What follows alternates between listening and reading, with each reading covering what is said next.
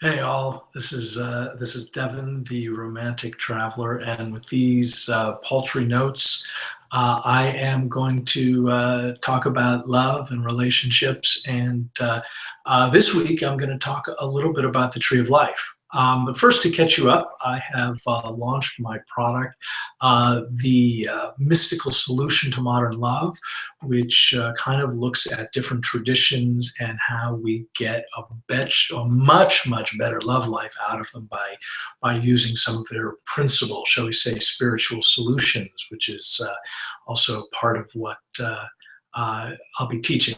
Anyway, before we get into sort of like the heavy lifting of the Tree of Life, I thought I would get into this week's question that comes to us from Carrie, who writes, and I am paraphrasing this a little bit, but not too much.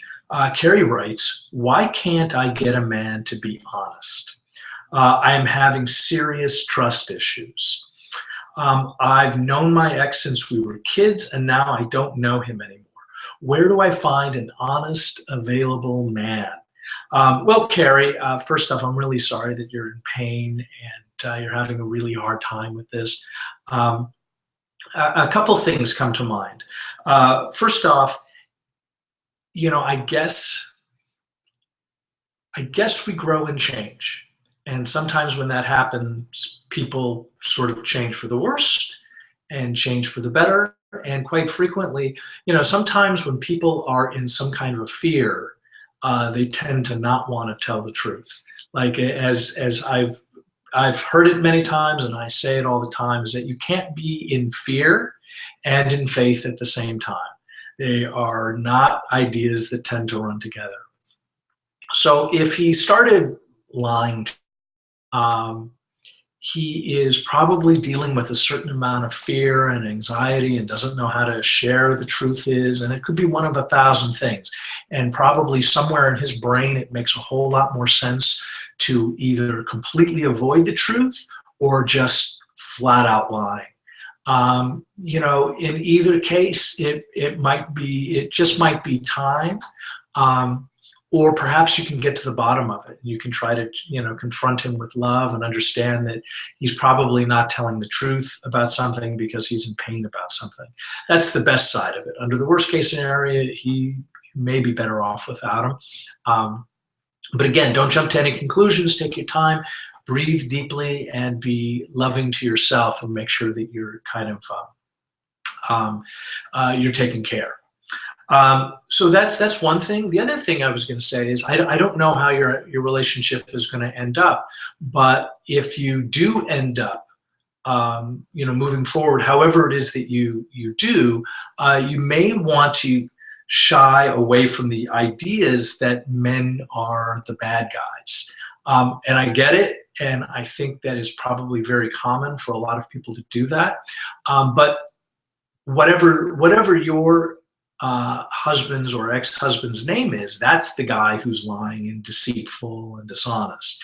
Even if you have a history of men who don't tell you the truth or dishonest, they're probably not ready for a relationship, to be quite frank with you.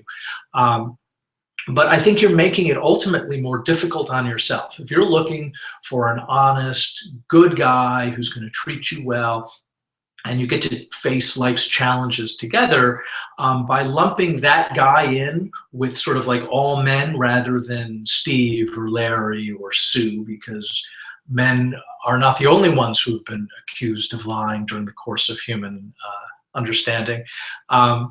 So you may make it easier on yourself to really identifying the problem and putting it, where that person is, if it's that one person. And again, he may be in a whole lot of fear and just may need some help. So I'm giving him the benefit of the doubt.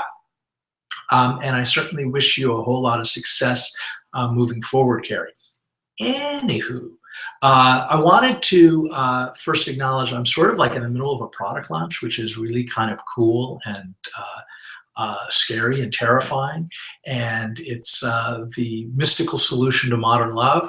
I'll put the link down below here so you can find it.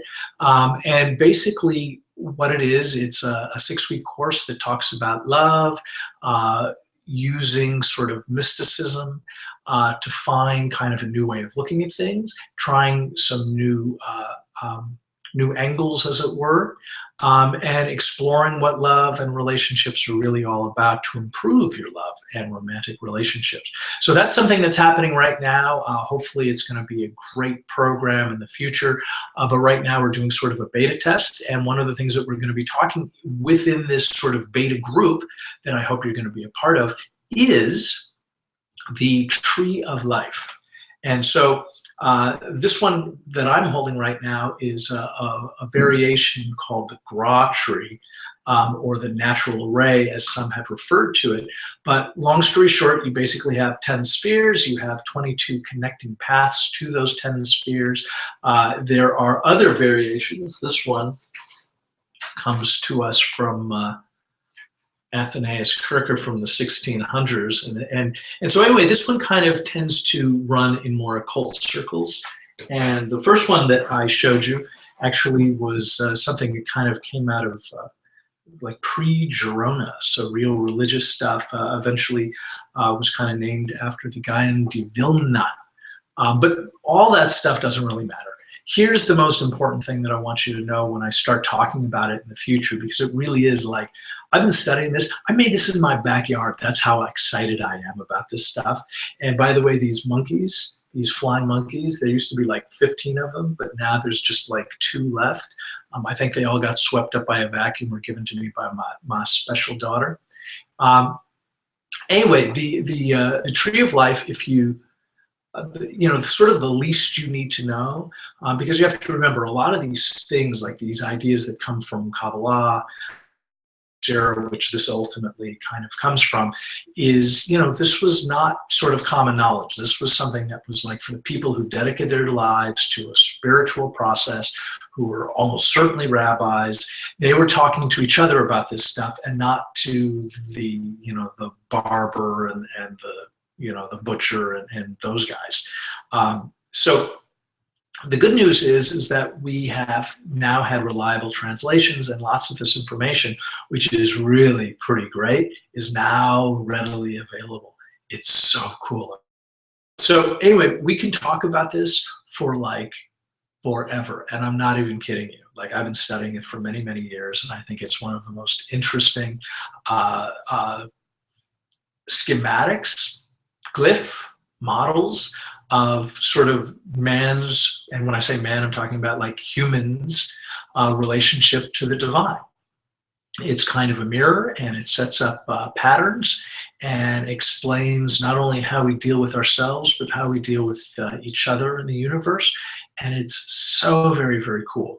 But here's the thing that I want to kind of let you, just to ruminate on this, to get you really the basic starting point, is that up here are ideas that are going to be closer to the divine.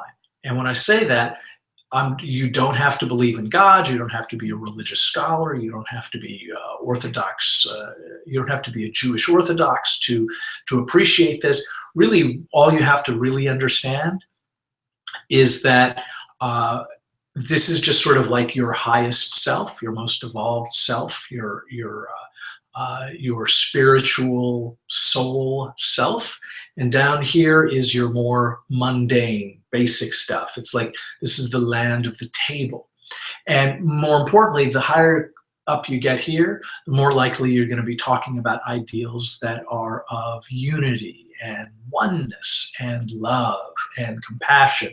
Ideas that let everything in, and they don't differentiate or specify under certain circumstances. And the further you get down to the bottom of this base here, the more likely you're going to run into ideas. Do I have this backwards? I can't tell because the camera's sort of reversed on me, so I apologize. No, it's right from my side. So the further you get down to this base, the further away you are from the ideas of divinity, enlightenment, spirituality, of God, if you will. And when you get down here, you're dealing with everything has a separation. Everything has a differentiation to it. Everything has kind of its pieces and component. It needs to be defined. And this is why, we have troubles in our universes, because we find so many things to separate each other. So What I want you to take away from all this cool stuff is that all of these components have sort of like a form and a function to them, and they create patterns. And these are patterns that ultimately mirror our lives.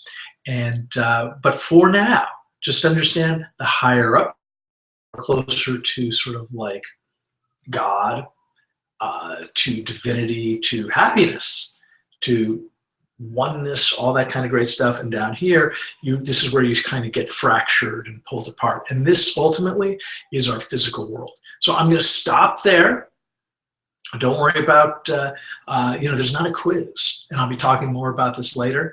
And if you are interested in the classes that I have coming up, first off, you can go to devingallaudet.com. I'm also going to leave you a link that will give you more information about the other things that we're doing. And thank you so much for being with us. And I'll look forward to talking to you soon. Thanks.